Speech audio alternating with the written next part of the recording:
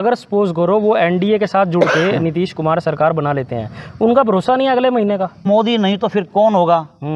कमाल है यार, ये तो देश के टैलेंट पर आप बहुत बड़ा सवालिया निशान लगा रहे हो। बिल्कुल, भारत में टैलेंट की कमी है। अब सेंटर में आप क्या देखते हैं, क्या नरेंद्र मोदी है प्रधानमंत्री दोबारा बनेंगे? देखो, ये बहुत बड़ा सवाल है। पीएम के भाषण जो थे इस बार, मुझे लगता है कहीं ना कहीं वही हार का कारण बने हैं। इकोनॉमी बढ़ी, लेकिन वो बढ़ी 22 लोगों की, काउंट तो सारे देश में हुई वो। हमें राष्ट्र को दोबारा परिभाषित करना होगा। राष्ट्र कौन है? राष्ट्र हैं, अगर आप संविधान पढ़ें, हम भारत के लोग, ये मिलकर राष्ट्र है। उनकी यदि ग्रोथ होती है, देश की ग्रोथ होती है। ये केवल एक जो भूमि का टुकड़ा है, बिल्कुल, ये राष्ट्र नहीं है। भाई हरियाणा गुजरात से हर चीज में बहुत आगे है, लेकिन भाई क्योंकि हम उतने बड़े प्रचारक नहीं हैं, वो बहुत अच्छे कैंपेनर हैं, उस चीज में वो भारी पड़ते हैं। अन्यथा हरियाणा गुजरात से आगे है। और यदि ये हार है, यदि कही जाए, तो ये मोदी जी की हार है इस बार। बीजेपी की उतनी बड़ी हार नहीं है, क्योंकि बीजेपी तो थी नहीं गेम में। भारतीय जनता पार्टी के अंदर भी बहुत से लोग ऐसे होंगे जो घुटन महसूस कर रहे होंगे, वो चाहते होंगे कहीं ना कहीं अब चेंज आए।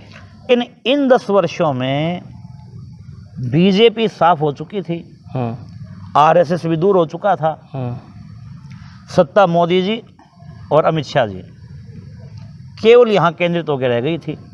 इनकी इच्छा के बगैर पत्ता भी वहाँ नहीं फटकता था। पोलिंग खत्म हुई 1 तारीख को 7वें चरण की।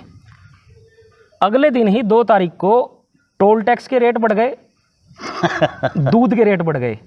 इस पर आपकी क्या? हाल हरियाणा में आपका एक बार फिर से स्वागत है। मैं हूं आपके साथ पीयूष गुंबर और हमारे साथ हैं हमारे सबके प्यारे सतीश शर्मा जी। सभी को प्रणाम। आप सब जानते हैं चुनाव पूर्ण हो चुके हैं, नतीजे आप सबके सामने आ चुके हैं। 291, 234 और 18 ये नतीजे हैं। और शुरुआत जब से हुई थी शर्मा जी चुनाव की, करीब करीब 50 दिन का समय हो चुका है, या हम कहें कि करीब करीब 2 महीने। वो शुरुआत हुई थी, मौसम क्या था, और आज जो हम इस चुनाव के बाद का जो वीडियो बना रहे हैं, मौसम इतना गर्म हो चुका है। और ये सिर्फ जो फिजिकली दोनों तरह की गर्मी है, मैं वही कह रहा हूँ। राजनीतिक गर्मी भी, राजनीतिक भी, मौसम एकदम चेंज हो चुका है।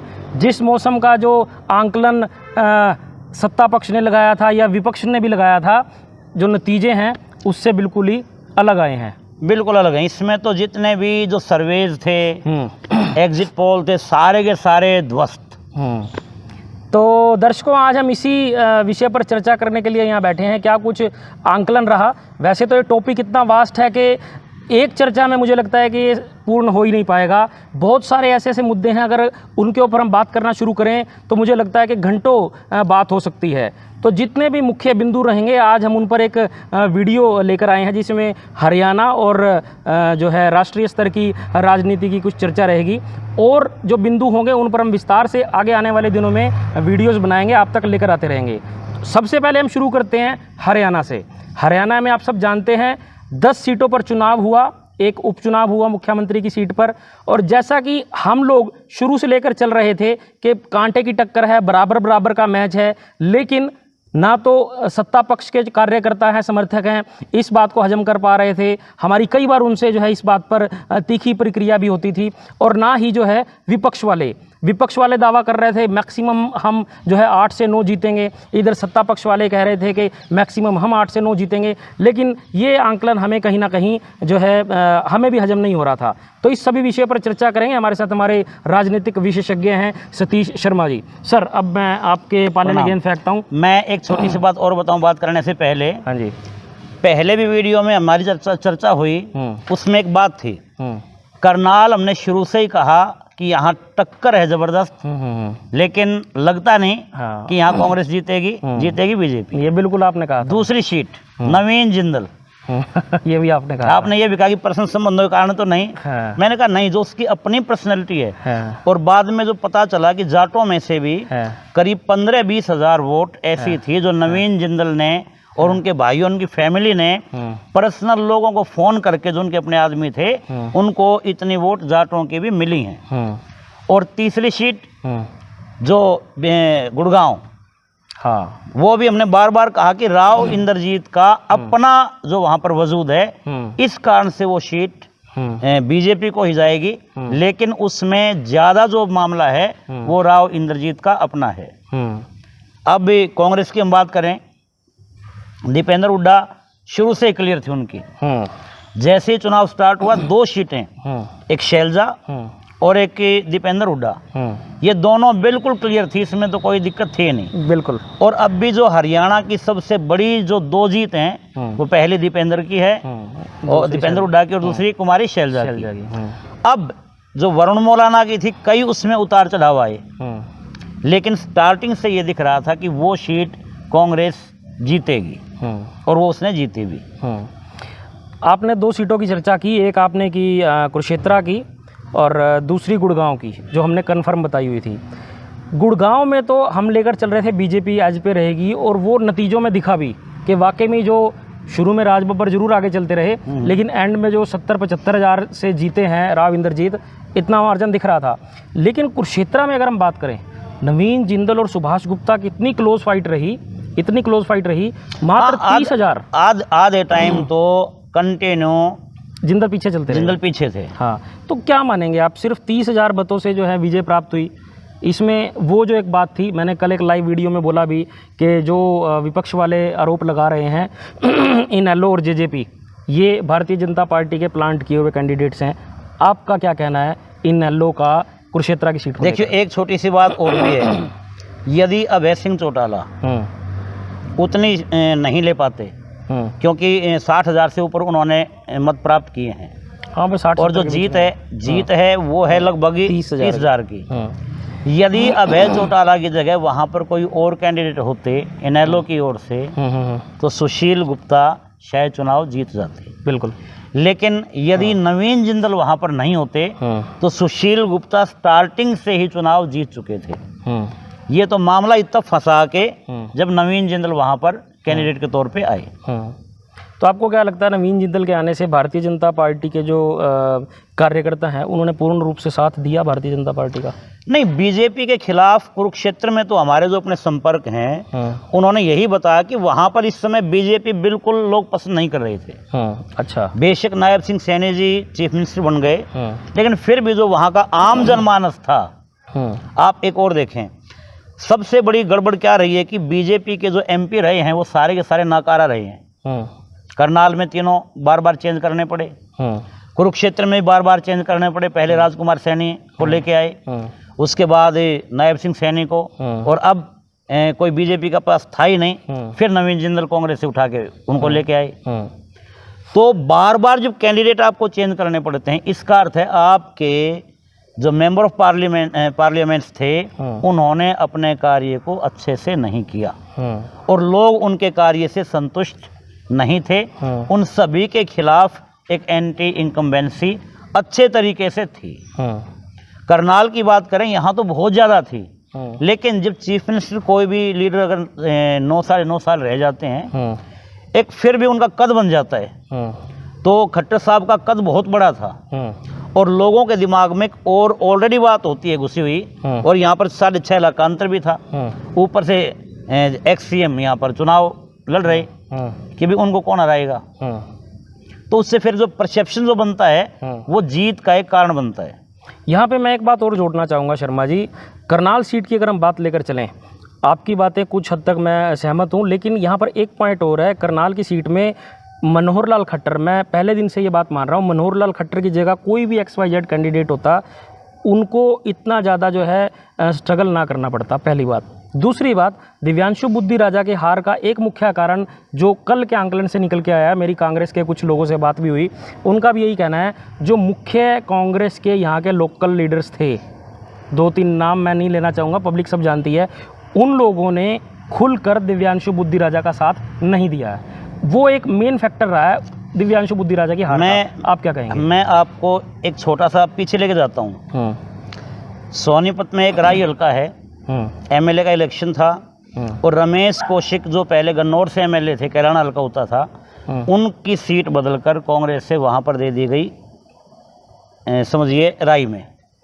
अच्छा। और वहाँ पर जो कांग्रेस के लिए कार्य कर रहे थे वो बहुत बड़े लीडर हो चुके, ज़बरदस्त वक्ता, अब हर कोई ये कभी रमेश कौशिक को तो हारना ही हारना है, क्योंकि सारी प्रजा उनकी ओर थी। रमेश कौशिक गए और सुबह उनकी गाड़ी में बिठा के अपनी में मंच पर लेके आए और उन्होंने ये कहा, आते ही मास्टर जी थे वो, नाम में अभी स्मरण नहीं आ रहा उनका, उन्होंने कहा भी मैं रमेश की जीत का अर्थ है मेरी जीत। तो पता नहीं क्यों मुझे कहीं ना कहीं ऐसा भी लगता है कि इसमें थोड़ा कुछ कसूर हो सकता है कैंडिडेट का भी, हालांकि मुझे इस बात का नहीं पता है कि वो अपने लोगों को या कांग्रेस के जो यहाँ पर लोग थे उनको अच्छे से मैनेज नहीं कर पाए। ये भी हो सकता है, इसमें कोई दो राय नहीं, मैनेज नहीं कर पाए। हो सकता है कि कमी जो है दिव्यांशु बुद्धि राजा की तरफ से रही हो, इस बात से भी असहमति नहीं जताई जा सकती। खैर, अच्छा, मैं दर्शकों को एक चीज़ ज़रूर कहना चाहूँगा, हमारे वीडियोस उन लोगों को खासकर पसंद आते होंगे जो राजनीति में रुचि रखते हैं। लंबे होते हैं, शॉर्ट वीडियोस नहीं होते, तो आप अपने सब कार्य जो है निपटा कर आराम से अच्छे से बैठकर हमारे जो है वीडियोस देखा कीजिए, आपको आनंद ज़रूर आएगा। और अगर आपकी कोई राय हो तो कमेंट सेक्शन में ज़रूर लिखते रहिएगा। पोलिंग ख़त्म हुई 1 तारीख को 7वें चरण की, अगले दिन ही 2 तारीख को टोल टैक्स के रेट बढ़ गए, दूध के रेट बढ़ गए। इस पर आपकी क्या राय है? देखो, ये तो हमेशा होता है। हाँ। एक और चीज़ के रेट नहीं बढ़े, पता नहीं क्यों, वो बढ़ने थे पेट्रोल के डीजल पेट्रोल बढ़ जाएंगे। एकदम उछाल मारता है आमतौर पर ये। ठीक है, चुनाव तक इन चीज़ों को रोक के रखा जाता है। हाँ। और एकदम उसके बाद बढ़ाया जाता है। हाँ। लेकिन जहाँ तक टोल की बात करें, चलो उसमें तो एक अर्थव्यवस्था का अलग मामला है, डायरेक्ट गवर्नमेंट भी उसमें इन्वॉल्व है, लेकिन टोल तो ज़्यादातर तो आजकल प्राइवेट कंपनियों के हैं। इनके पीछे पता नहीं क्या मंशा है कि उनके रेट बहुत जल्दी बढ़ा दिए जाते हैं। खैर, ये भी एक जो है टॉपिक है, काफ़ी कंट्रोवर्शियल है। आप सब लोगों की क्या राय है ज़रूर दीजिएगा। हम आते हैं अब एग्ज़िट पोल पर। एग्ज़िट पोल, बहुत सारे प्रश्न उठ रहे हैं इन पर, होने चाहिए या नहीं होने चाहिए, या बैन ही कर दिए जाने चाहिए, क्योंकि एग्ज़िट पोल का, जैसे कि अपना अरविंद केजरीवाल में दोबारा जेल में जाने से पहले वो ये चीज़ बता कर गए कि ये एग्ज़िट पोल का जो सीधा सीधा ताल्लुक है वो शेयर बाज़ार से, और शेयर बाज़ार में लोग इन्वेस्ट करेंगे। और वो सत्ता पक्ष पे उन्होंने आरोप लगाए कि ये जाते जाते भी है बहुत बड़ा घपला करके जाएंगे। एक अमित शाह जी की भी एक वीडियो आई थी, उन्होंने भी शेयर बाज़ार के बारे में कहा था कुछ। अच्छा, कि शेयर बाज़ार एकदम से उछाल लेगा। तो जब भी कोई हिंट आता है किसी भी बड़े लीडर की ओर से, तुरंत लोग उसके अर्थ लगाते हैं। हर किसी के दिमाग में ये था एग्जिट पोल को देखकर कि बीजेपी को दोबारा आना ही आना है, और बहुत ज़बरदस्त तरीके से आना है, और अडानी के एकदम से शेयर उठेंगे। और लोगों ने बहुत ज़्यादा उसमें इन्वेस्ट किया, और फिर वो शेयर एकदम से दड़ाम। तो इसमें नुकसान तो आम जनता का ही बहुत भयंकर नुकसान है ये। इसके ऊपर तो सच में बड़े बड़े जो चैनल्स हैं, जो यूट्यूब चैनल्स, वही ज़्यादा चर्चा करते हैं आमतौर पर तो आजकल इन बातों की। लेकिन ये बहुत बड़ी चर्चा है कि भी आखिर ऐसा क्यों हुआ। क्या ये किसी प्लानिंग के तहत तो नहीं हुआ है, कि अपने मित्र को फ़ायदा पहुंचाने की दृष्टि से तो नहीं हुआ है। तो क्योंकि देखो, सरकार को, मंत्रियों को, उनके पास सारे संसाधन हैं, उनको सब पता होता है क्या रिजल्ट आएगा। जो रियल एग्जिट पोल हैं वो तो पीएमओ में भी, और जितने भी बड़े लीडर्स हैं, यहाँ तक कि विपक्ष के पास भी रियल एग्जिट पोल उनके पास होते हैं। आंकड़े होते हैं जो बहुत किधर नहीं होते, उनके आंकड़े अपने पास कहीं कुछ भी, तो उनके पास वास्तव में एक ठीक आंकड़ा होता है कि रिजल्ट ये आना है। तो एग्जिट पोल जो है पूरी तरह से फेल हुए हैं इस बार। पहले भी कई बार हुए हैं, लेकिन इस बार 2004 में हुए थे ऐसे ही। लेकिन उस बार में, इस बार में थोड़ा सा अंतर और है। क्या? उस बार जो एग्जिट पोल में बिल्कुल बीजेपी की सरकार बनती हुई अच्छे से दिख रही थी, बहुत अच्छे से। लेकिन फिर जब रिजल्ट आए, उसमें वो 110 के आसपास मिली, 110 और 20 के बीच में। इतनी कम सीटें बीजेपी की 2004 में हुई। और कोई भी नहीं सोच सकता था कि कांग्रेस 150 के आसपास पहुंच जाएगी, कोई भी नहीं सोच रहा था उस दौरान। लेकिन इस बार दिख रहा था। आप सभाएं देखें, अखिलेश की सभाएं देखें, तेजस्वी की सभाएं देखें, राहुल की सभाएं देखें, प्रियंका की सभाएं देखें, ममता की देखें, किस तरीके से। अब पीएम की सभाओं में भी हमने लोगों को देखा, जोश नहीं था इस बार। लेकिन अखिलेश की सभाओं में इतना भयंकर जोश लोगों में दिखाई दे रहा था और रिजल्टों में भी दिखाई दिया। पीएम की सभाओं में जनता का जोश का तो मैं खैर कुछ नहीं बता पाऊंगा, लेकिन मैंने जो पीएम के भाषण सुने, पहले भी मैंने कई बार अपने वीडियोस में इस चीज़ का जिक्र किया है, पीएम के भाषण जो थे इस बार मुझे लगता है कहीं ना कहीं वही हार का कारण बने हैं। आपका क्या कहेंगे? मुद्दों से दूर बात करनी पीएम की गरिमा होती है। उनके शब्द नपे तुले और सच्चे होने चाहिए। हाँ। पहले दिन पीएम ये कहते हैं कि यदि मैं हिंदू मुसलमान करूंगा, हाँ। वही मेरे सार्वजनिक जीवन का अंतिम दिवस होगा। हाँ। मैं इसमें नहीं रहूंगा। हाँ। अगले दिन ही सभा में फिर सुबह सुबह वैसा ही बोलते हैं। और शायद ही उनका कोई ऐसा भाषण हो, पहले 2 चरणों को हम छोड़ दें, जिसमें उन्होंने कहीं भी डेवलपमेंट की कोई भी बात की हो। नहीं की, पहले में भी नहीं मुझे तो दिखा। नहीं, उसमें तो फिर भी उन्होंने ये कहा कि बहुत विकास किया है, वो किया है, लेकिन उसके बाद तो विकास नाम तो भूल ही गए। भाई ये भी कोई शब्द है, छोड़ दिया। 2 ही वो एम फैक्टर पे चले गए, मुजरा, मुस्लिम, सब इन चीज़ों के, मोदी इन चीज़ों के ऊपर रह गए। तो जनता ने इन चीज़ों को स्वीकार किया नहीं इस बार, या तो सरकार नहीं भांप पाई। पहले जो मैनिफेस्टो होता था पार्टियों का होता था। हाँ, इस बार मोदी का था। इस बार हम जो मैनिफेस्टो ही मोदी का था। मोदी की गारंटी, स्टार्टिंग मोदी की गारंटी, बीजेपी की गारंटी नहीं थी, मोदी की गारंटी। और देखो पार्टी पार्टी होती है, उसकी विचारधारा से कौन व्यक्ति कितना सहमत है ये एक अलग बात है, लेकिन फिर भी पार्टी की एक विचारधारा और पार्टी व्यक्ति से ज़्यादा इम्पोर्टेंट है। देश पार्टी से बड़ा है, पार्टी से ज़्यादा इम्पोर्टेंट है। लेकिन अगर हम बात करें व्यक्ति की, तो पार्टी उसकी उससे बहुत बड़ी है। लेकिन इस बार बीजेपी मैनिफेस्टो में, भाषणों में कहीं भी दिखाई ही नहीं दे रही थी। सिर्फ एक ही चीज़ यूज़ की उनकी, तो सिंबल, अदरवाइज बीजेपी कहीं थी नहीं। ये बहुत बड़ी बात कही आपने। भारतीय जनता पार्टी का सिंबल जो है कमल का निशान, कमल के फूल का निशान, वो था सिर्फ। अदरवाइज हर जगह मीडिया में, भाषणों में मोदी, और मोदी का भी मैं एक और बात बताता हूँ आपकी बात रोक के बीच में। बड़ा दुख होता है कई बार ये सोचकर, जैसे बार बार बहुत लोग, बड़े बड़े मीडिया चैनल्स कि भी मोदी नहीं तो फिर कौन होगा। कमाल है यार, ये तो देश के टैलेंट पर आप बहुत बड़ा सवालिया निशान लगा रहे हो। बिल्कुल, भारत में टैलेंट की कमी है, भारत के अंदर नेताओं की कमी है। आप इतिहास उठाकर देखें, जिस भी व्यक्ति को मौका मिला है उसे न कुछ बड़ा करके दिखाया है। तो भारत एक व्यक्ति के न होने से, यदि मोदी पैदा ही नहीं होते इस दुनिया में, तो क्या भारत डेवलपमेंट नहीं करता? बिल्कुल। तो ये एक व्यक्ति पूजा कहीं भी, ये सच में एक नागरिक के तौर पर मुझे तो अच्छी लगती नहीं, चाहे किसी भी पार्टी में हो। बिल्कुल बिल्कुल, पार्टी पार्टी है, व्यक्ति पार्टी से बड़ा नहीं है। और पार्टी की होती है विचारधारा। अब उस विचारधारा से कितने सहमत हैं ये अलग बात है। हमें बीजेपी से कोई ज़्यादा वो नहीं है, किसी भी पार्टी से हमारा ना तो कोई। और जहाँ तक मोदी जी हैं, देखो उनकी कई अच्छाइयाँ भी हैं, उनकी पर्सनैलिटी एक बड़े गजब की है, इसमें कोई इनकार कर ही नहीं सकता। लेकिन इस चुनाव में पीएम पद के अकॉर्डिंग उनकी गरिमा, या पीएम की गरिमा के अकॉर्डिंग उनका व्यवहार नहीं था। अभी मैंने एक वीडियो देखी आज ही, जिसमें चंद्रबाबू नायडू जी को वो बुला रहे थे, वो आए नहीं, तो हाथ पकड़ के यूं जैसे बच्चे करते हैं, जबरदस्ती है यूं। तो वहाँ कि कोई प्राइम मिनिस्टर किसी भी देश का ऐसे नहीं करता है, जैसे बच्चे आपस में नहीं करते हैं। नहीं नहीं, मेरे पास बैठ, मेरे पास, और वो आ नहीं रहे। काफी वायरल है, काफी वायरल वीडियो, तो पता नहीं इस टाइप का।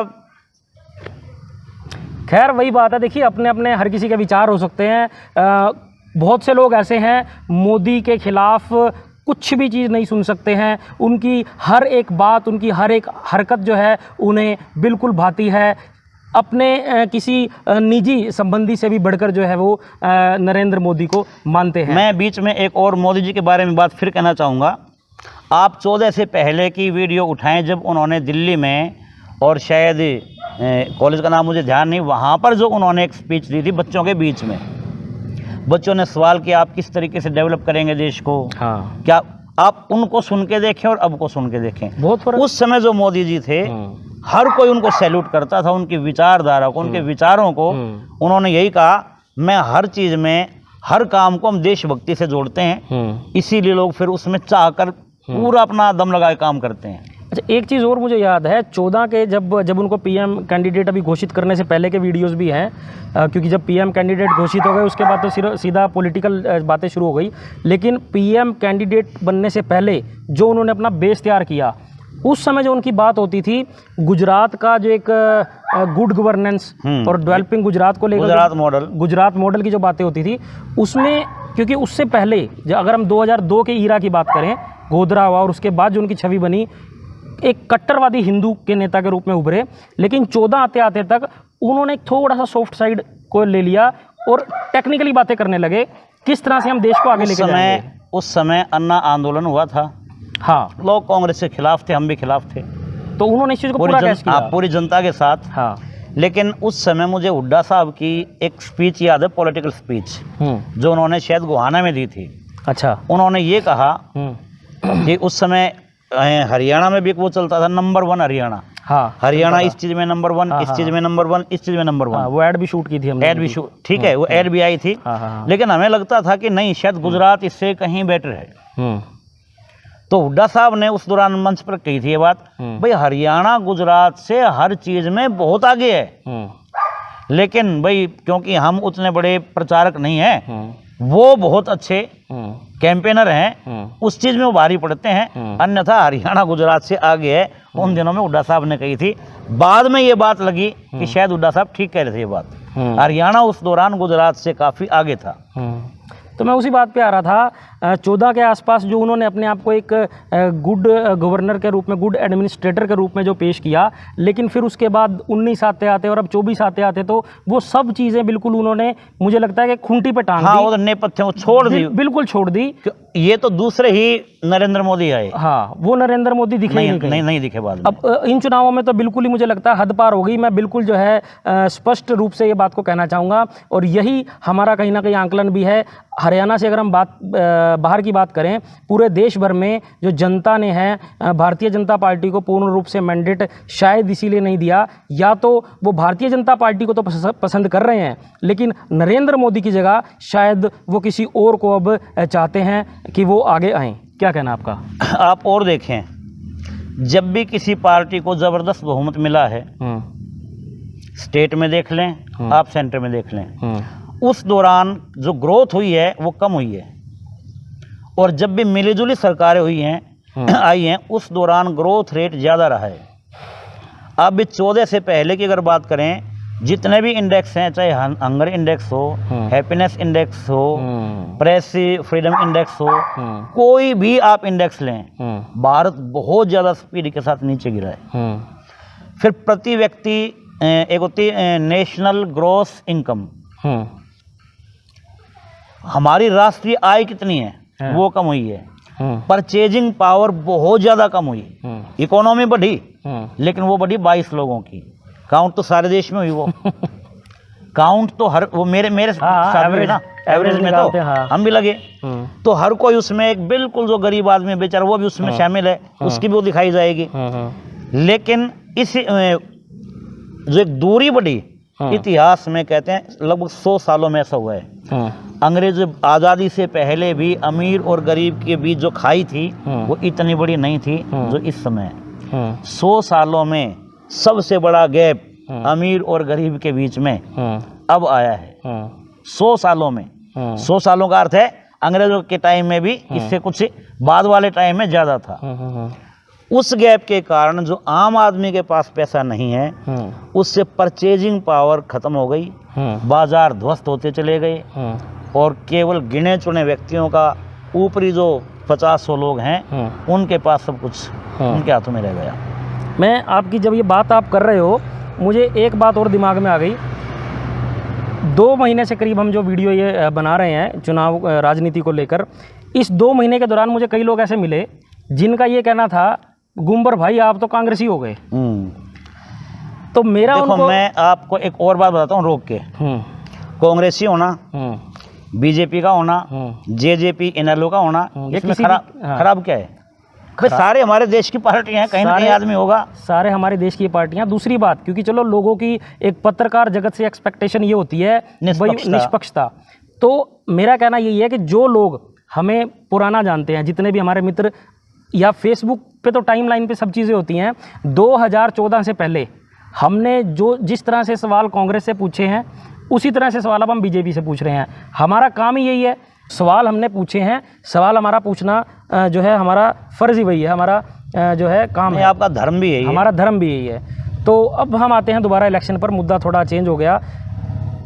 क्या जनता ने भारतीय जनता पार्टी की जो सो कॉल्ड आइडियोलॉजी थी, अब जो फिलहाल चल रही थी, क्योंकि अयोध्या हार गए और नहीं फैज़ाबाद मंडल के आसपास का लगभग इलाका साफ है, लगभग इलाका साफ है। मेन मुद्दे मैंने कल भी लाइव वीडियो में बोला था, भारतीय जनता पार्टी राम मंदिर को लेकर चली, ये दिख गया था 22 जनवरी को जब इन्होंने प्राण प्रतिष्ठा का कार्यक्रम किया, ये इसको मुख्य मुद्दा बनाने वाले हैं, लेकिन वो कहीं ना कहीं फ्लॉप हो गया। इसके बाद इन्होंने फिर और जोड़ तोड़ करने शुरू किए। राम मंदिर, धारा 370 और मेन जो ये अपना हिंदुत्व का एजेंडा था, ये मेन 3-4 चीज़ें थी जिसके ऊपर ये लेके चले। अब आप एक बात देखो, राम मंदिर से, धारा 370 से, हिंदुत्व से, उग्र राष्ट्रवाद से, हाँ, आम आदमी को जो जनता है भारत की उसको मिलता क्या है? हमें राष्ट्र को दोबारा परिभाषित करना होगा। राष्ट्र कौन है? राष्ट्र हैं, अगर आप संविधान पढ़ें, हम भारत के लोग, ये मिलकर राष्ट्र है। उनकी यदि ग्रोथ होती है, देश की ग्रोथ होती है। ये केवल एक जो भूमि का टुकड़ा है, बिल्कुल, ये राष्ट्र नहीं है। यहाँ पर बसने वाला हर इंसान, जो भी यहाँ का नागरिक है, वे सब मिलकर भारत का निर्माण करते हैं, राष्ट्र का निर्माण करते हैं। उनकी ग्रोथ की बात होनी चाहिए। केवल भारत माता की जय बोलने से, जय हिंद कह देने से देशभक्ति नहीं आती है। देश के लिए काम करना होता है, बिल्कुल। जो अपनी ड्यूटीज़ हैं हर किसी को वो निभानी होती हैं, तब हम देशभक्त होंगे। एक वीडियो भी रील एक वायरल हो रही थी, मैंने आज सुबह ही देखी।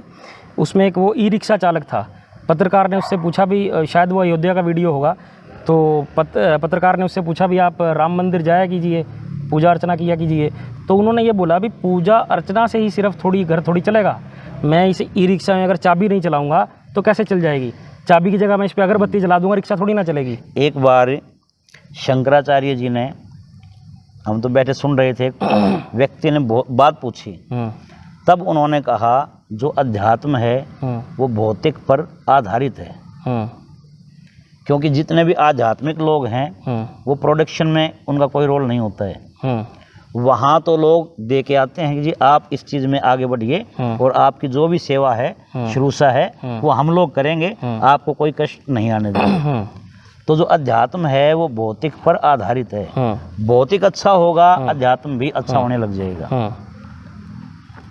बिल्कुल, तो क्योंकि खाली पेट ना भजन हो पाला। ये तो फैक्ट है, लेकिन कहीं ना कहीं हमें लगता है कि लोग इस बात को भूल गए थे। अब शायद दोबारा इस बात के ऊपर जो है फोकस किया जाएगा, खाली पेट ना भजन होए गोपाला। तो अब सेंटर में आप क्या देखते हैं? क्या नरेंद्र मोदी है प्रधानमंत्री दोबारा बनेंगे? देखो, ये बहुत बड़ा सवाल है।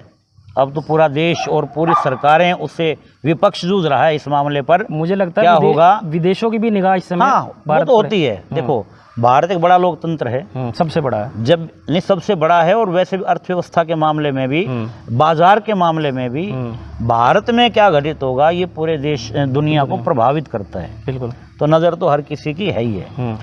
नरेंद्र मोदी जी, अब उनकी जीत देखिए, वो 1,52,000 वोटों के आसपास से जीते हैं, वो भी संघर्ष करके। प्राइम मिनिस्टर, प्रधानमंत्री, बीच में 2 राउंड में पीछे थे। और यदि उन्हें हम बीजेपी की बात करें तो जो मामा जी हैं शिवराज सिंह चौहान, 8,20,000 से बड़ी जीत है। अमित शाह जी हैं, उनकी भी 7 लाख से ऊपर की जीत है। एक और हैं जो केरल से, जो कांग्रेस के गठबंधन में लड़ रहे थे, वो उनकी 9 लाख से ऊपर की जीत है। और यदि हम यूपी की बात करें तो राहुल गांधी ने भी दोनों सीटें 4 लाख से ज़्यादा जीती हैं। और स्मृति ईरानी को जिन्होंने बिल्कुल आम आदमी ने हराया, उनकी जीत भी मोदी जी से बड़ी जीत है। तो यदि वोटों के आधार पर की जाए बात, तो सच में इस जीत वाराणसी को मोदी की जीत नहीं कहा जा सकता। एक दूसरे, अयोध्या और सारा वो इलाका हार जाना, ये बहुत कुछ संकेत देता है कि लोगों ने इस चीज़ को ज़्यादा पसंद नहीं किया। हम भी चाहते हैं मंदिर बने, हम भी चाहते हैं कि भाई यदि मुसलमान कुछ गलत करते हैं तो एक अच्छी कानूनी कार्रवाई उनके ऊपर हो, हिंदू गलत करते हैं उनके प्रति कोई भी तो गलत उनके करे, ऊपर भी हो। कोई भी गलत करे, ये IPC नहीं, की धारा। ये लोग नहीं चाहते कि भी आप एक ही साइड की बात करते रहेंगे, लास्ट में उसकी परिणति क्या होगी, वो अच्छी नहीं होगी। तो इसलिए लोगों ने इस बात को खारिज किया इस बार। और यदि ये हार है, यदि कही जाए तो ये मोदी जी की हार है इस बार। बीजेपी की उतनी बड़ी हार नहीं है, क्योंकि बीजेपी तो थी नहीं गेम में। जेपी नड्डा जी ने ये बोल दिया था भी हमें आरएसएस की जरूरत नहीं, हम सक्षम हैं। वाजपेयी जी के टाइम पे ऐसा था कि हमें आरएसएस की जरूरत पड़ती थी, अब तो हम उनके बगैर भी काम चला लेंगे। तो ये जो अहम की भाषा थी जगह जगह, उसको भी लोगों ने पसंद नहीं किया।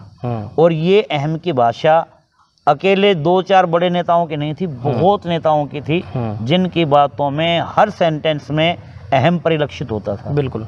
तो लोगों ने उसको पसंद नहीं किया। अब चाबी है वो चाचा जो है नीतीश जी, हाँ, और चंद्रबाबू नायडू दो के हाथ में है। तो आपको क्या लगता है? देखो, चंद्रबाबू नायडू जी का आप पिछला इतिहास देखें, उन्होंने पहले भी ऐसे किया, जिस पार्टी के साथ मिलकर चुनाव लड़ा वहाँ नहीं गए, दूसरी जगह चले गए। बात नंबर 2, चंद्रबाबू नायडू को मोदी जी के कहने पर जेल में जाना पड़ा। वो भूल सकते हैं इस बात को? हाँ। भूल सकते हैं क्या? नहीं, कोई भी नहीं भूल पाएगा। दूसरी बात, नीतीश कुमार, आप ये देखें वो कितने बड़े नेता हैं, कंटिन्यू सत्ता में बने हुए हैं, कोई भी आए एकदम से। और इस बार भी सबसे बड़ी पार्टी बिहार में उन्हीं की है। नीतीश कुमार जी जब मोदी जी के साथ सभाओं में थे तो आप ये देखो कैसे खड़े रहते थे कोने में, उनकी प्रेजेंस ही नहीं दिखती थी। प्रेजेंस ही नहीं दिखती थी। नहीं दिखती थी। और जहाँ तक बात इंडिया गठबंधन की है, उसके तो वो संयोजक थे एक प्रकार से। संयोजक थे, बिल्कुल। वहाँ उनका रुतबा ही अलग था।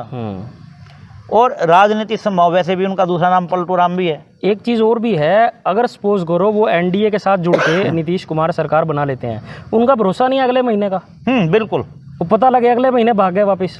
नीतीश जी का भी भरोसा नहीं है, चंद्रबाबू नायडू जी का भी भरोसा नहीं है। और उससे पहले की अगर हम बात करें तो चिराग पासवान, जिन्होंने 5 की 5 सीटें वहां पर जीती हैं, उनके पिताजी की आप राजनीति देखें, जिसकी भी सरकार बनने को होती है वो तुरंत वहां खड़े हुए हैं जाके।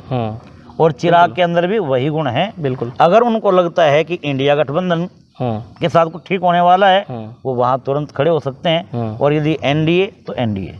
भारतीय जनता पार्टी के अंदर के भी जो लोग हैं, मुझे लगता है, इसमें हम मामा की बात करें, शिवराज सिंह चौहान की, नितिन गडकरी हैं, बहुत बड़े नेता थे, मोदी से बड़े लीडर हैं वो। ये तो मतलब ये तो प्राइम मिनिस्ट्रियल कैंडिडेट्स के तौर पे आप बात कर रहे हैं, मैं वैसे बात कर रहा हूँ। भारतीय जनता पार्टी के अंदर भी बहुत से लोग ऐसे होंगे जो घुटन महसूस कर रहे होंगे, वो चाहते होंगे कहीं ना कहीं अब चेंज आए। आप एक बात देखें, ये ठीक है कि कांग्रेस में ज़्यादातर जो प्रभाव रहा वो गांधी नेहरू परिवार का ही रहा, लेकिन बावजूद इसके कांग्रेस के अंदर बहुत लोगों की चली है शुरू से ही। मतलब एक इंटरनल नहीं, लोकतंत्र आया, इंटरनल लोकतंत्र रहा है, डेमोक्रेसी रही है, बिल्कुल रही है। अगर हम इंदिरा गांधी के पीरियड को छोड़ दें, उस दौरान भी ऐसा ही कुछ माहौल बन गया था। Indira is India, India is Indira, लोगों ने पसंद नहीं किया। 77 में फिर पलटी मारी थी। अगर उस पीरियड को हम छोड़ दें तो कांग्रेस के अंदर एक आंतरिक लोकतंत्र रहा है। वहाँ बहुत लीडर्स ऐसे हैं जिनकी बातों को बहुत ध्यान से कांग्रेस में सुना जाता था। बीजेपी में भी पहले ऐसे ही होता था। मोदी जी के टाइम में, नहीं सॉरी, अटल जी के टाइम में अटल जी थे, आडवाणी थे, उनसे पहले राजमाता सिंधिया थी, मुरली मनोहर जोशी थे। इन सब की बातों को बहुत गंभीरता से लिया जाता था। सुषमा स्वराज थी, वो जहाँ बोलती थी लोग सुनते थे उनको, बहुत, और पार्टी में उनकी सुनाई होती थी। बिल्कुल। लेकिन इन 10 वर्षों में बीजेपी साफ हो चुकी थी, आरएसएस भी दूर हो चुका था, सत्ता मोदी जी और अमित शाह जी केवल यहाँ केंद्रित होकर रह गई थी। इनकी इच्छा के बगैर पत्ता भी वहाँ नहीं फटकता था।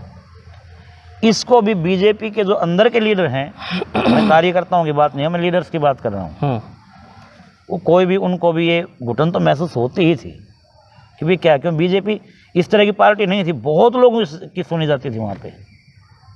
बिल्कुल।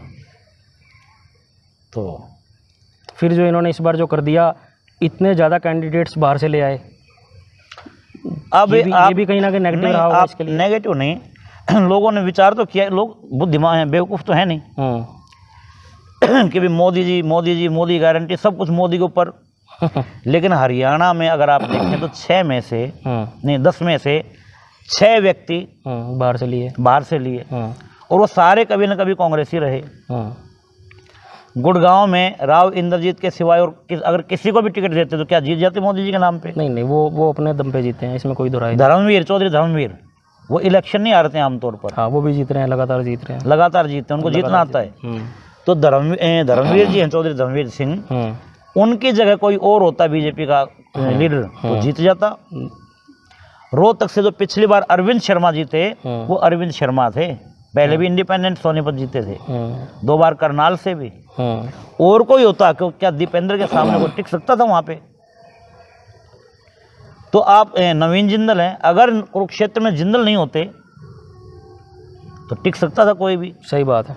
तो ये तो बहुत बड़ी 400 में से लगभग 136 से 37 लोग ऐसे थे जो बीजेपी की पृष्ठभूमि के नहीं थे, बाहर से आयात किए गए थे। तो मोदी जी का यदि जादू होता उनको नहीं लेके आना पड़ता। खैर चलिए, अब हम समाप्त करेंगे इस आज की चर्चा को। हरियाणा की बात पर हम वापिस आकर इसको ख़त्म करते हैं आज की बात को।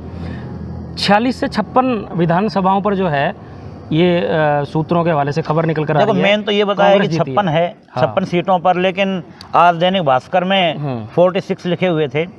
और मुझे तो ये लगता है, जोड़ा तो नहीं है, कि शायद वोट परसेंट भी कांग्रेस का ज़्यादा हो, जबकि भास्कर तो थोड़ा सा ज़्यादा दिखा रहा था बीजेपी का, क्योंकि दोनों बड़ी जीतें थी वो कांग्रेस की थी। 3 लाख से ऊपर तो अकेले दीपेंद्र सिंह हुड्डा हैं, 2 लाख से ऊपर के फिर 2 कैंडिडेट, और उन्होंने भी शैलजा 2nd नंबर पे है। और जो फिर खट्टर साहब हैं, उसके बाद 2.25 लाख, और फिर तो उसके बाद हज़ारों में रह जाता है मामला।